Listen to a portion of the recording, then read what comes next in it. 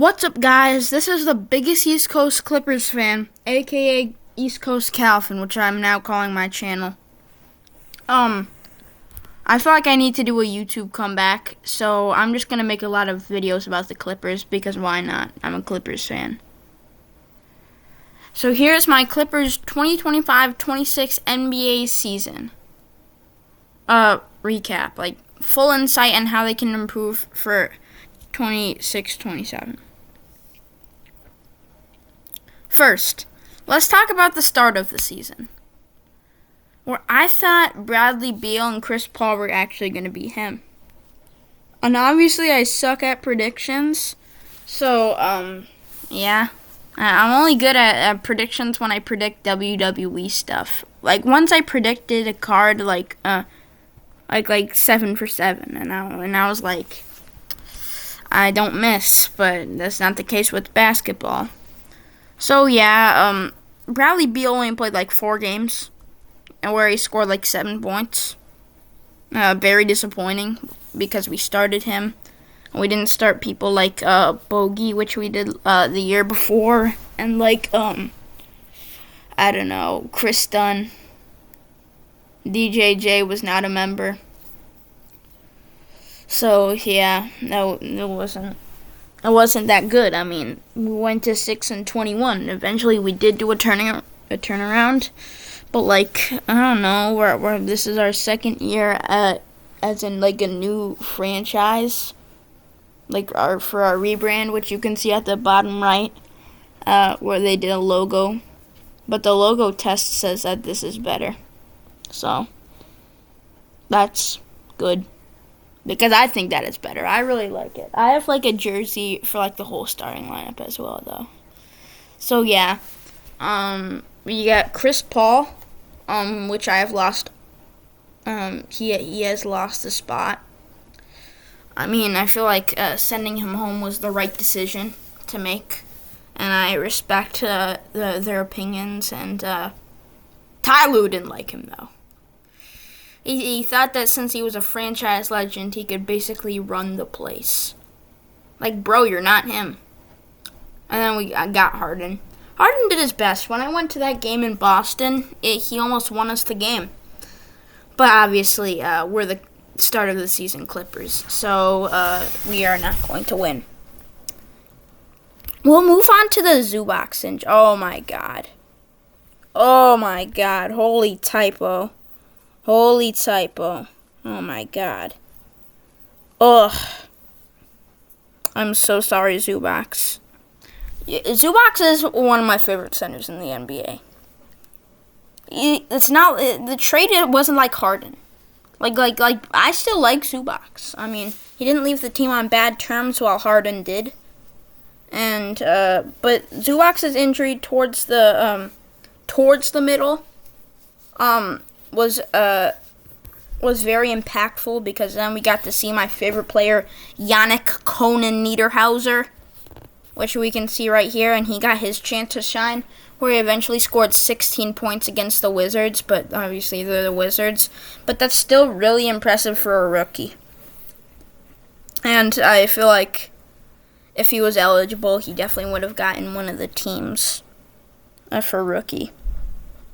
And that's how the Zubac injury affected, the season. And how, the Clippers played. And then they started to get better, like they were getting better. They were starting to win more, going on a 5-game win streak. And our next topic is the trade deadline. Now, the trade deadline was actually, the Clippers might have had the best trade deadline. They got Darius Garland for James Harden. If you said that 2 years ago, then I wouldn't believe it. And I thought that we definitely would have won that trade. Cavs fans say that they won the trade, but nobody really believes them, because Garland isn't better than Harden, but he's definitely a better fit on the Clippers, and the Clippers won the trade, but Harden was a more skillful player, but Darius Garland affected the team winning more. And then the Zubac trade to the Pacers, kind of a surprise. I mean, I really liked Zubac at the time. He signed the original Biggest East Coast Clippers fan t-shirt. I even have a picture of it. Like a picture of him signing, which is pretty cool. So yeah.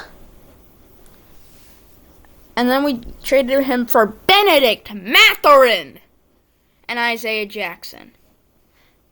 I'm sorry, Isaiah Jackson, but like, come on, Benedict Mathurin. Mathurin is all the Clippers need. I feel like he could be the next SGA. He will be the next superstar of the Clippers. I feel like in 5 years, the big three will be Giannis, Darius Garland, and Mathurin as the superstar.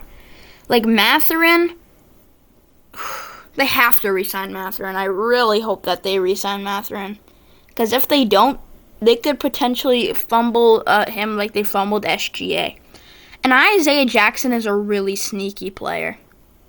Like, oof. He was so sneaky. He made the Clippers win that deal, which they also have a second, which we'll get to later.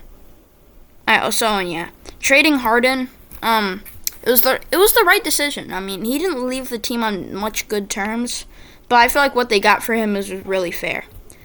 So next we go into the Clippers' winning ways. So they really started to pick up right there. Just got into the play-in, which I was ecstatic. Garland wasn't playing that much during the stretch, but Kawhi was balling out. Giannis balling out, which he did eventually get hurt. And then later in LA, I met him, and then he had this foot scooter thing, where it was just like a scooter, and he'd scoot around, so he wouldn't have to walk. I mean, this far into the season, I feel like it's not the best that he could be doing, but I feel like he's definitely getting back on track to play for the start of the season. He just has to make that big jump, which I believe in him because he's my favorite player. So yeah, Kawhi was balling out. Mathurin was pretty much averaging 40 in the stretch. So yeah. Also, we got, first of all, Batum wasn't really making much shots. I mean, I feel like his only goal in that team was just make 3-pointers, maybe like 3 threes a game. But like he just started to turn into like a regular big guy, which that's not what we need him for. And then you got Garland getting assists. So, yeah, started to win. And then there was the end of the season. Ended by this man right here, Al Horford. I'll never get past that. So, at the end of the season, I was at the last 2 Clippers games, so let me just share my experience. Hopped into the arena for the first game. They were doing some warm-ups. We were like 5 minutes after warm-up started. We were seeing John Collins and Darius Garland warm up. Garland was dribbling at half court while John Collins was working on his threes. So then I showed him my Biggest East Coast Clippers fan sign. And then John Collins called me down into the restricted area for fans to take a picture. And then we were talking for a little bit about what part of Connecticut I was from, and good luck for tonight, and yeah. And then Darius Garland just gave me a peace sign, which he's not the most talkative person, but he's really nice. He was just kind of locked in. Then, some more players came out, and then we got I said, "Chuck, come take a picture with me." But then the security guard in front of me, who must have been like his friend or something, said, Hey, Herschel, Oh, wait, no, I'm not supposed to say that, but that's Chuck's real name right now. Hey, Chuck, come take a picture with this kid. And I was really happy, and then we took a picture, and right now it's on my posts, so you can go check that out. Then the game started, and it was pure dominance. Dominance! The Clippers win!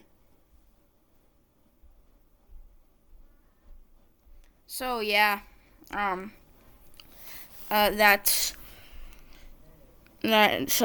how that game went. Then the playoff game started. I actually got on the Clippers social media again. So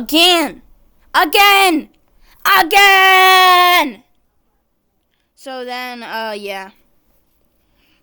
that game was pretty close, but this man will be the villain of my life. So I saw the Clippers end their season, which was pretty sad.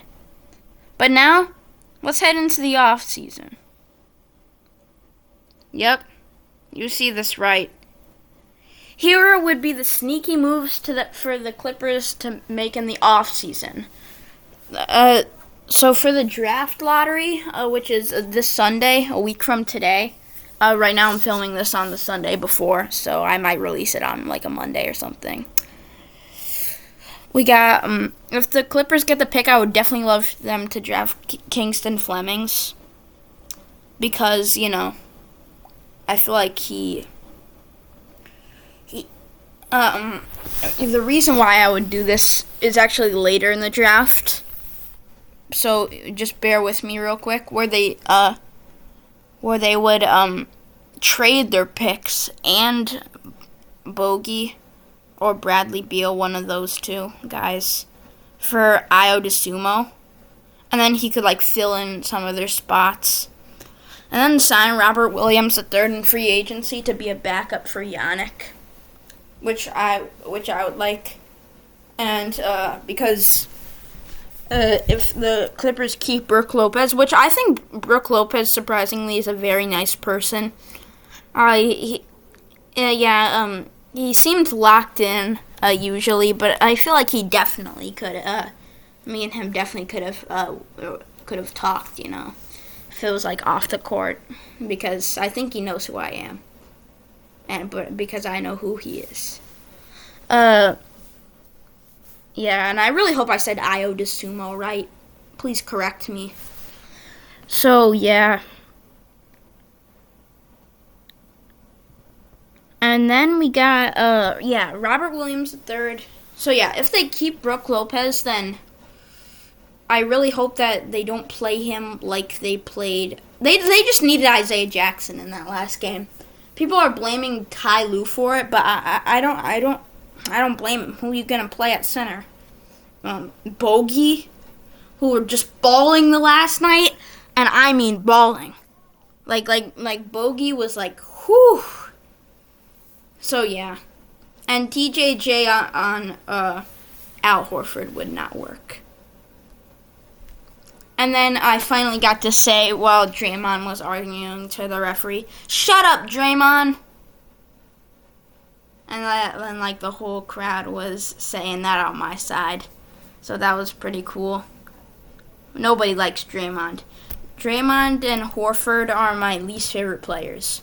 So yeah, that's my off-season plan. Not very uneventful but right now, I feel like they have a roster of champions, and they're all really nice people. So yeah, that's my insight and how the Clippers could improve. If you like that, please consider giving this video a like. That would really help me out, and also subscribe. Right now, I think I want to get to 100 subs by the end of summer. So if you want more Clippers videos like this, leave a like and subscribe, and I'll see you in the next one. Peace! Just like Darius Garland.